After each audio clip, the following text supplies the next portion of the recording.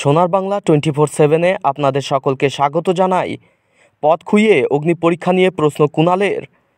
তৃণমূলের তরফে যেভাবে প্রেস বিজ্ঞপ্তি প্রকাশ করে পদ থেকে অপসারিত করা হয়েছে তাতে কিছুটা অভিমানী কুণালের দাবি তিনি এখনও দলের তরফে কোনো অফিসিয়াল বার্তা পাননি।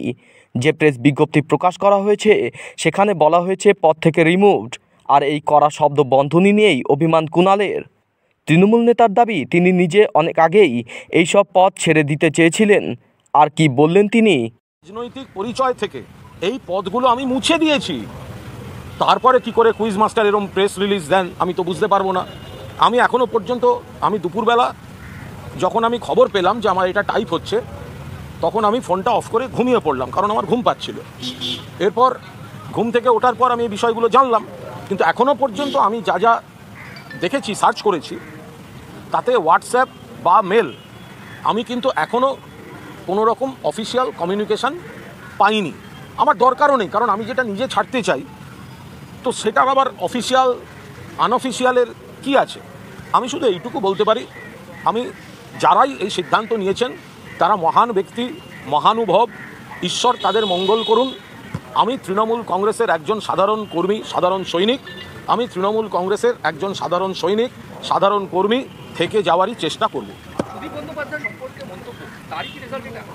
আমি বলতে পারবো না, কারণ আমি আজ কারুর সম্পর্কে কোনো মন্তব্য করিনি।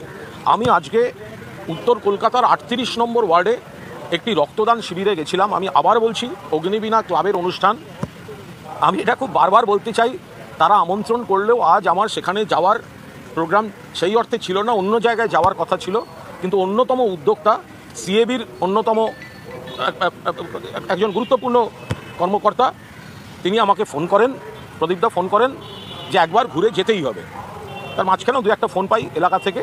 আমি গিয়ে দেখি সেখানে উত্তর কলকাতার বিজেপি প্রার্থী তাপস রায় রয়েছেন, আবার আমাদেরও যারা ব্লকের নেতৃবৃন্দ তারাও কাছাকাছি সব রয়েছেন ইত্যাদি, কারণ ওটা অরাজনৈতিক, এর মধ্যে কোনো রাজনীতি ছিল না। তো আমি সৌজন্যের খাতিরে তো শুধু সেইটুকুই বলেছি। আমি ভুল কোথায় বলেছি? আমি কি বলেছি? আমি বলেছি তাপস রায় তিনি ভালো নেতা, দক্ষ নেতা, ভালো জনপ্রতিনিধি, কিন্তু তিনি অন্য দলে চলে গিয়েছেন। এটা একটা রাজনৈতিক লড়াই, তাকে আমরা রাখার চেষ্টা করেছিলাম, তিনি কথা শোনেননি, চলে গিয়েছেন। তো আমরা মমতা বন্দ্যোপাধ্যায়ের নেতৃত্বে, অভিষেক বন্দ্যোপাধ্যায়ের সেনাপতিত্বে তৃণমূল কংগ্রেস করি, এবং আমার ভাষণেও বলেছি যে আমাদের প্রার্থীর নাম সুদীপ বন্দ্যোপাধ্যায়, ফলে আমি সুদীপ বন্দ্যোপাধ্যায়ের হয়ে কাজ করব। তো এটার মধ্যে কোথায় দোষ আছে আমি তো এখনও কিছু সেটা বুঝেই উঠতে পারছি না। আমি একজন সাধারণ তৃণমূল কংগ্রেসের সৈনিক, আমি তৃণমূল কংগ্রেসের একজন কর্মী। আমার যেটা মনে হয়েছে যে দীর্ঘদিন তাপস রায়ের সঙ্গে রাজনীতি করেছি, তার বাইরেও আগে থেকে তাকে চেনা। এখন তিনি ঘটনাচক্রে দুর্ভাগ্যবশত অন্য দলে চলে গিয়েছেন। তো আমি রক্তদান শিবিরে গিয়ে কি তার সঙ্গে মারামারি করব? কিন্তু সেখানে তো আমি আমার মুখ থেকে আমাদের দলের প্রার্থীর নাম উচ্চারণ করেছি। আমি তো বলেছি, আপনারা আমার ভিডিও দেখুন। প্লাস ওই এলাকায় দুটো জায়গায় ডিসপিউট চলছিল, একটু মারামারি হয়েছে, একটু যেরম হয়। আর ওটা তো কোনো রাজ্য স্তরের কোনো সভা ছিল না, ওটা একদম একটা পাড়ার অনুষ্ঠান, পাড়ার অনুষ্ঠান। সেখানে দুটি গোষ্ঠীর মধ্যে একটা মারামারি ছিল। আমি তাদের সেখানে সাবধান করে দিয়েছি যে ভোটের সময় যাতে কোনো গণ্ডগোলে না জড়ায়। তো এর মধ্যে আমি কোনো দোষ করেছি? আমি কি দোষ করেছি আমি তো কিছুই বুঝতে পারলাম না। দেব যখন আক্রমণ করে,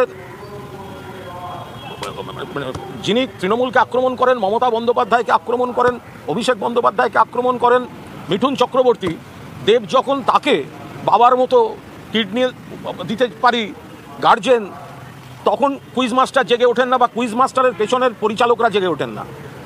তো আমি কোন ইয়েটা করেছি? সারা বাংলার তৃণমূল কংগ্রেস কর্মীরা সাক্ষী যে আমি সারা বাংলায় যেখানে দল দায়িত্ব দিচ্ছে বিজেপি, সিপিএম, কংগ্রেস, আমার থেকে বোধহয় আক্রমণাত্মক এবং কটু কথা আর কে বলেন সে আপনারাই বলতে পারবেন। আমাকে অগ্নি পরীক্ষা দিতে হবে? আজকে কি তৃণমূল কংগ্রেসের যারা লড়াকু কর্মী তাদেরকে কি রোজ অগ্নি পরীক্ষা দিতে হবে? যে আজকে আমি অমুক জায়গায় অমুকের সঙ্গে দেখা হয়ে গেলে আমার রাজনৈতিক পরিচয় নিয়ে প্রশ্ন উঠে যাবে? এসব কী কথাবার্তা?